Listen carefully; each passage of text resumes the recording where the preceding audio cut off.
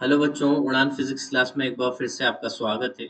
और बच्चों, motion in straight line से 2023 जेईई मेंस में एक ये क्वेश्चन भी पूछा गया था। चलिए इस क्वेश्चन की हम बात करते हैं। A body is moving with the constant speed in a circle of radius 10 metre. तो देखिए बच्चों, यहाँ पर एक सर्किल गिवन है जिसका रेडियस आपको कितना गिवन है, 10 metre. The body complete one revolution in the 4 second.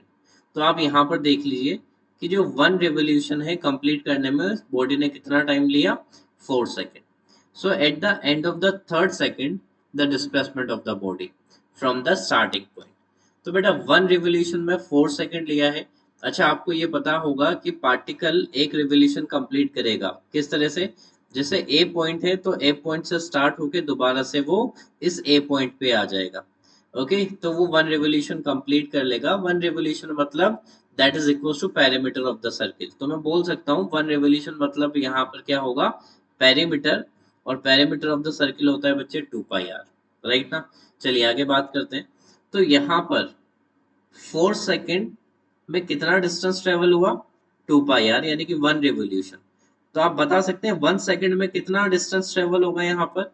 तो ये हो जाएगा हमारे पास 2 पाई आर डिवाइडेड बाय 4, यानी कि पाई आर डिवाइडेड बाय 2, राइट ना।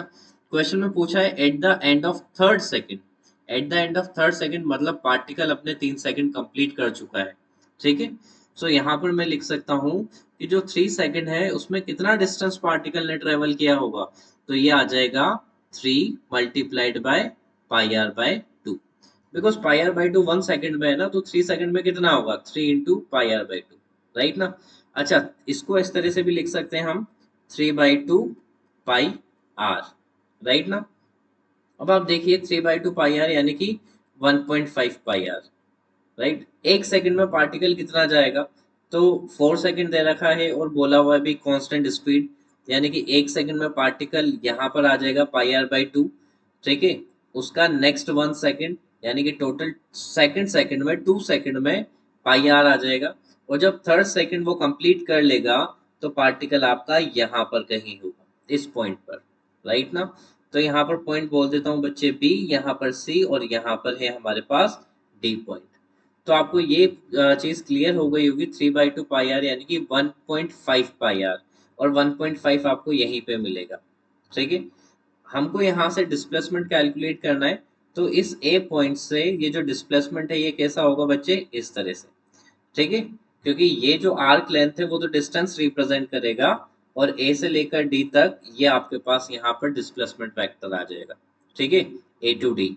सो ए यहाँ पर इनिशियल पॉइंट की तरह ट्रीट होगा और डी फाइनल पॉइंट की तरह ट्रीट होगा। तो यहाँ पर रेडियस कितना है बच्चे, 10 मीटर, 10 मीटर, राइट ना। तो ये वाला डिस्टेंस कितना हो जाएगा, डिस्टेंस मतलब सॉरी, ये डिस्प्लेसमेंट का मैग्नीट्यूड कितना हो जाएगा। सो ये डिस्प्लेसमेंट का मैग्नीट्यूड हो जाएगा, ये एक तरह से हाइपोटेनियस हो गया, तो आप इसको लिख सकते हैं √(r²+ r²), ठीक है। मैं यहाँ पर इसको लिख देता हूँ, √(r²+r², that is equal to magnitude of the displacement, ठीक है। ये आ जाएगा हमारे पास कितना, 2r², ठीक है। 2r² मतलब हो जाएगा बेटा r√2। r√2, r आपको दिया हुआ है 10, यानी कि आंसर कितना आ जाएगा बेटा, 10√2। सो यही हमारा आंसर होगा इस क्वेश्चन का। Thank you.